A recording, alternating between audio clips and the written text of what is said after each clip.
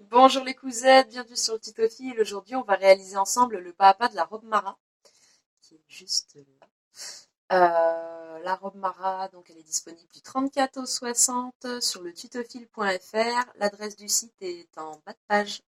Voilà, dans la description de la vidéo. C'est un tuto et un patron payant, donc merci de ne pas les diffuser. Comme vous pouvez voir, la robe Mara, elle a un buste ajusté, une petite ceinture, une jupe cercle, je ne sais pas si vous voyez, et avec différentes options. Là, je l'ai fait sans manches pour Marrakech, mais je vous la propose avec des manches 3/4. Pourquoi manches 3/4? Parce que ça tenait moins de place sur le patron, sur la planche à patron, sachant qu'il y a juste à rajouter 20 cm pour avoir une manche normale. Voilà. Je vous propose également différentes options de dos. Ouais, ouais. Là, je l'ai fait dos. J'adore ces dos-là. Dos avec un empiècement dentelle. Ce dos-là, je vous propose également un dos uni ou un dos avec dentelle et fermé ici. Pour Sabrina, donc en taille 52, on va la réaliser avec des manches et dos dentelle et fermé. C'est sa robe de réveillon, donc j'imagine qu'il va faire froid. Au niveau des fournitures, on passe aux choses sérieuses. Et qu'est-ce qu'il vous faudra? Il vous faudra du jersey un peu épais, ou de la maille piquée, ou de la maille, enfin du jersey maille lurex, comme celle-là par exemple. Celui-là, je l'ai acheté à Drissenstrofen à 3 € le mètre. Ou encore du jersey di punto. Je sais jamais comment le dire. Voilà. En tout cas, il faut que votre tissu contienne entre 4 et 7% d'élastane pour un poids entre 200 et 400 grammes le mètre linéaire. Oui, un peu épais, quoi. Donc, de la taille 34 à la taille 50, il vous faudra 3 mètres sur 1,40 m de lace. Dans ces 3 mètres, on met tout, hein. On met les manches, on met la jupe cercle, devant, dos, on met tout. De la taille 52 à la taille 60, il vous faudra 4 mètres. Et oui, 1 mètre de plus. Voilà, 4 mètres sur 1,40 m de lace. Il vous faudra également un col appliqué dentelle. Alors ça, c'est une option, vous n'êtes pas obligé, vous pouvez avoir un col bateau tout simple.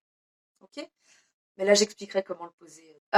Donc pour l'option dentelle dans le dos, il vous faudra 2 morceaux de dentelle de 25 cm sur 45 cm de long. Il y a plusieurs sortes de dentelles. Vous pouvez acheter de la dentelle sur 140, voilà, 1 mètre sur 140, et vous n'allez pas du tout utiliser. Mais il existe d'autres sortes de dentelles. Voilà. Moi, j'ai trouvé de la dentelle qui fait un peu moins de 20 cm. On peut en trouver de la plus large. Ce qui est sympa avec ces dentelles-là, c'est qu'elle a un bord, elle a un joli bord. Vous voyez comme ça, et ce bord-là, je m'en sers pour éviter d'avoir à faire une finition. Ça fait une finition, ça fait une jolie finition. Donc à vous de voir la finition que vous voulez dans le dos. Si vous prenez une dentelle au mètre, 1,40 m sur X de long, classique, vous serez obligé de mettre un biais ou une finition sur le bord de la dentelle qui est le côté. Voilà. Je ne sais pas si c'est clair ce que je dis. Hop, bien la mode. Je vous montre. Là, mon dos, j'ai utilisé le bord de la dentelle et j'ai pas eu besoin de faire de mettre un petit biais ou de mettre une petite bande pour la finition. Ma finition, c'est le bord de la dentelle accru. Voilà. Parce que le bord de la dentelle est joli. J'espère que je vous ai pas perdu. Alors, du coup, pour les parties contrastantes, la bretelle, la ceinture, il faut pas grand chose, hein. Il faut 30 cm sur 90 de long au maximum. Il vous faudra du scotch, il vous faudra également des feuilles A4, il en faut 39. Une imprimante avec un bon niveau d'encre, comme d'hab. Une machine à coudre.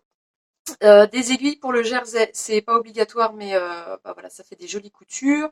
Une surjeteuse, toujours pas obligatoire, mais bon, enfin, c'est vachement mieux quand même. Du papier à patron pour décalquer. Même si vous voulez pas, vous verrez que vous aurez pas le choix. Là, il faut du papier à patron. Du calme, du temps, de la musique et de la bonne humeur.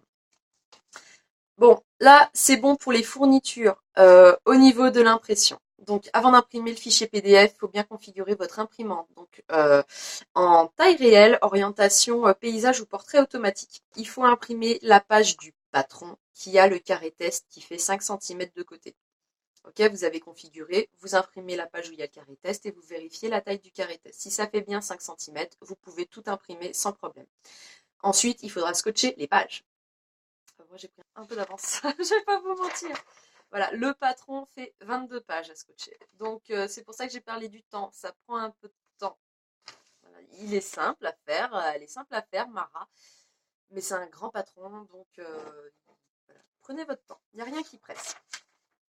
Au niveau, je vous ai parlé d'élasticité du tissu. Bah, comme d'habitude, hein, si vous ne savez pas, voilà, le tissu, imprimez cette page-là pour tester votre échantillon. Vous coupez un petit bout de tissu, hop, et vous tirez dessus pour voir si votre robe, enfin si votre tissu il a plutôt une élasticité faible, modérée ou élevée.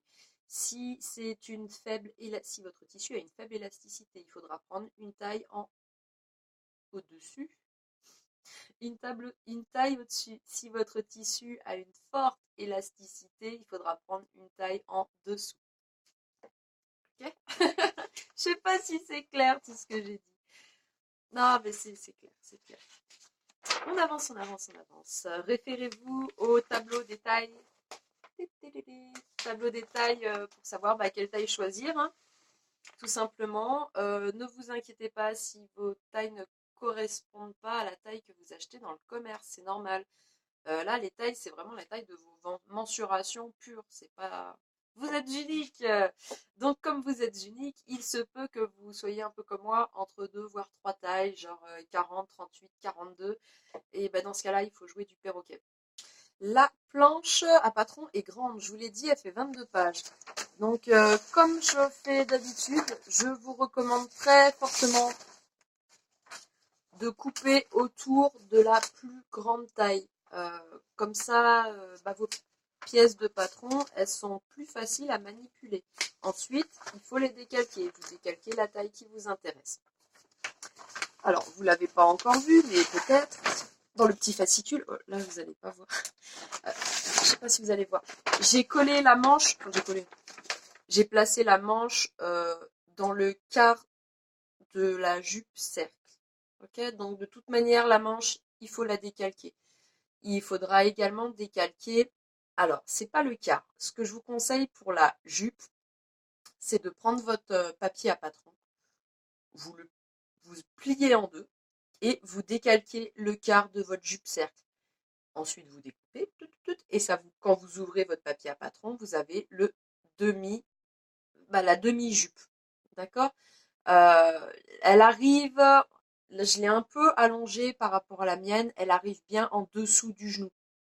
Elle n'arrive pas du tout aux chevilles, hein, mais elle arrive en dessous du genou. Donc, le demi-cercle, on ne peut pas le poser au pli du tissu, ça ne tient pas. Donc, quand vous allez poser votre patron de demi-jupe, il faut vraiment étaler votre tissu, vous l'ouvrez. Il faut vraiment voir le 1,40 m. Voilà. Vous l'ouvrez à fond, vous posez une première fois le patron sur le bord du tissu, vous épinglez, vous coupez, vous prenez cette pièce et vous la mettez à un autre endroit, en faisant le moins de gâchis possible de tissu, bien sûr. Et comme ça, vous avez vos deux pièces, vos deux demi-cercles. D'accord. C'était le seul truc au niveau des découpes que je voulais vraiment vous expliquer parce que c'est la première fois que j'ai des pièces aussi grandes à couper. En tout cas, vous expliquer comment les couper. Donc, c'est pas compliqué. Voilà, c'est pas du tout compliqué. On passe aux choses vraiment sérieuses. On passe à la couture pure. Et comme d'habitude, hein, on va attaquer par le dos. Ah oui, c'est ça que je voulais vous dire aussi. Au niveau des dos, je vous ai dit qu'il y en avait plein de disponibles. En fonction de ce que vous allez choisir, ça se passe ici. Ça, c'est le dos. Si vous voulez, vous le voyez bien, si vous voulez un dos uni, ne tenez pas compte des traits d'empiècement. Ok? C'est vraiment important. Vous placez juste, vous décalquez le contour qui vous intéresse, et vous placez votre tissu, votre patron, au pli du tissu. Quand vous l'ouvrez, vous avez un dos uni. Si vous souhaitez un patron avec un seul empiècement, par exemple comme moi la dentelle dans le dos, hop, vous découpez, vous décalquez cette partie-là, vous décalquez ensuite cette partie-là et vous ne tenez pas compte de cette partie-là, vous la retirez celle-là. Enfin, vous la décalquez même pas en fait. Alors, une fois que vous avez décalqué ces deux pièces, vous les coupez, vous avez bien deux pièces. Si vous voulez un patron, lui c'est ce qu'on va faire hein, pour Sabrina donc, qui a une partie ici, vous décalquez tout. Voilà, le contour et cet empiècement et ensuite vous coupez et vous avez bien trois pièces. Ok, faire attention, celle-là elle est à mettre au pli du tissu, celle-là elle est à faire en x2 et pardon, et celle-là elle est à faire en x2 aussi. Ah, faites attention, en bas il y a la ceinture. Ok, faut bien la décalquer elle aussi, faut que vous la retrouviez votre ceinture. D'accord? Mais c'est tout bien marqué dessus et bien récapitulé dans le petit livret au niveau des instructions. On va enfin coudre. Pour le dos avec les trois empiècements, donc ça fait un dos plein. J'ai bien la partie dos qui est en x2 et j'ai bien noté sur le papier robe Mara taille 52 dos x2. J'ai bien l'empiècement dos. Bah là j'ai pris une dentelle blanche. Elle sera noire et blanche sa robe. Elle va être... Enfin j'adore ces couleurs. J'adore les couleurs. Bref. Et donc notez bien tout sur vos petites pièces papier. D'accord? On va commencer par assembler la dentelle. On va déjà s'occuper de ces deux pièces-là. J'ai utilisé de la dentelle, mais vous pouvez prendre une autre couleur. Hein. C'est juste que, je sais pas, je voulais être raccord avec le col appliqué dentelle. Alors, on fait attention quand on pose la dentelle à ce qu'elle soit dans le bon sens. Bah oui, il y a un sens au niveau de la dentelle. Voilà.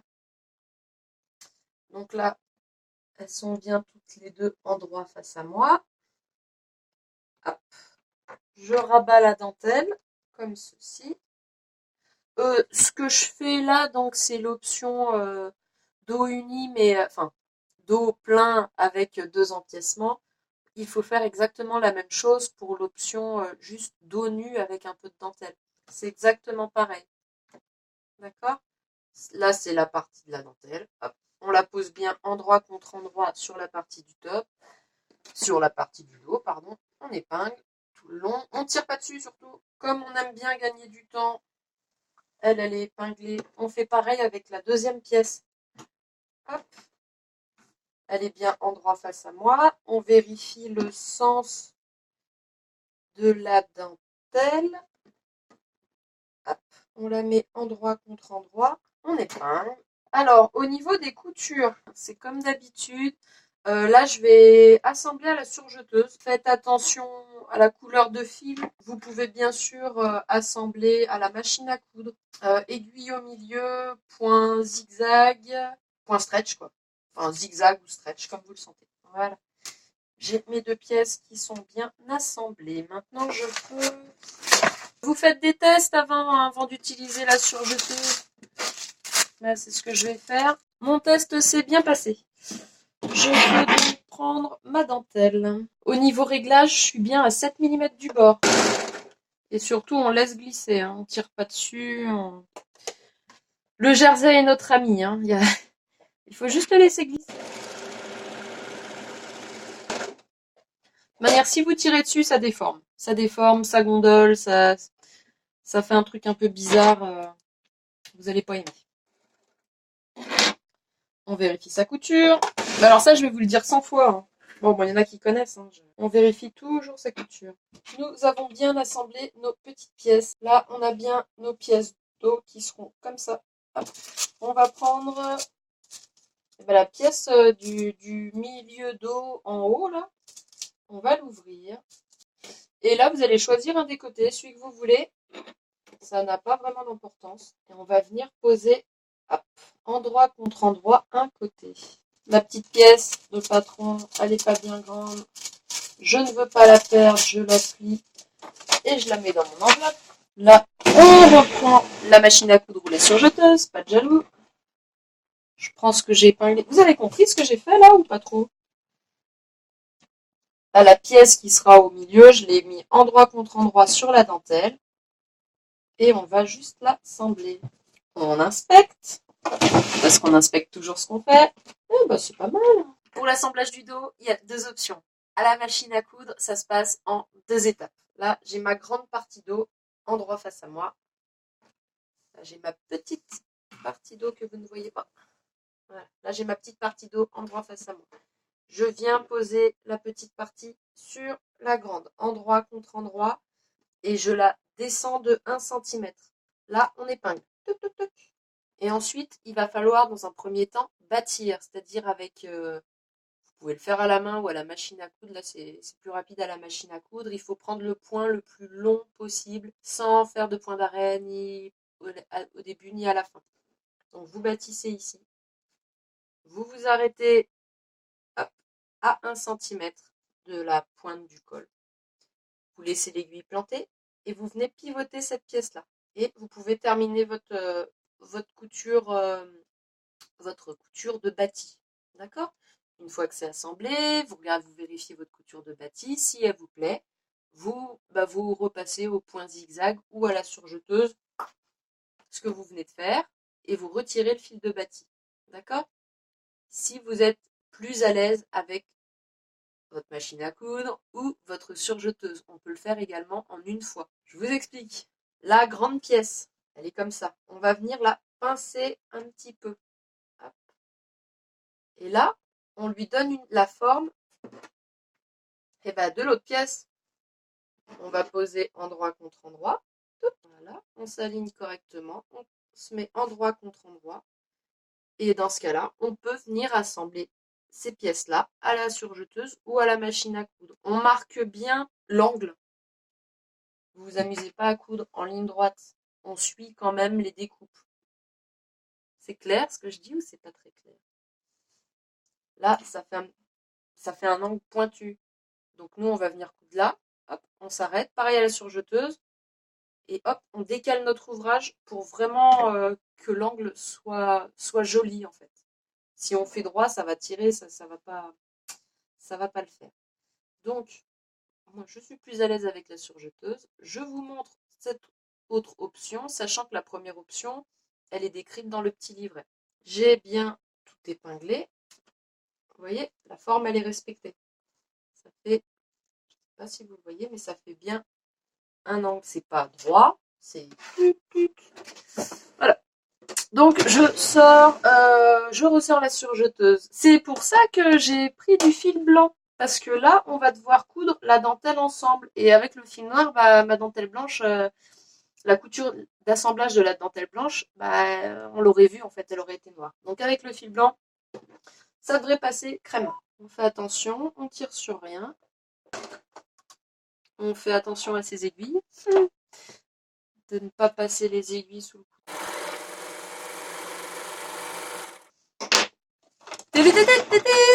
Et on inspecte. J'ai un peu peur quand même. Et non, ça va. Je sais pas si vous voyez. On peut venir surpiquer les marges de couture. Voilà. Je sais pas si vous voyez, mais là, bon, alors on les voit pas énormes, mais là on les voit un petit peu derrière la dentelle. Donc je vais venir les surpiquer côté noir pour que la dentelle elle soit vraiment blanche, blanche, blanche. Oui, c'est des petits détails de rien du tout, hein, je vous l'accorde. Hein. Bon, eh bien, je surpique et je reviens. Pour la surpiqûre, vous le connaissez, je vous en parle très souvent. J'utilise le pied de chez Brother R. C'est le pied à ourlet invisible qui a une petite languette. Ça coupe pas, hein, ça nous sert de guide en fait. Donc j'ai bien mis l'aiguille à gauche, j'ai allongé mon point à 4,5, je les plaque bien sur le jersey, même si elles sont un peu rebelles. Comme d'hab, on fait attention à ce qui se passe en dessous. Ah, ça se rebiffe. Alors, faut faire attention parce que là, c'est de la dentelle qui est pas du tout en coton. Ça veut dire qu'on peut pas les repasser. Enfin, on peut les repasser, mais avec une pâte mouille et c'est pas dit que ça aille. Donc, faites attention à vos dentelles. Hop, marche avant, marche arrière.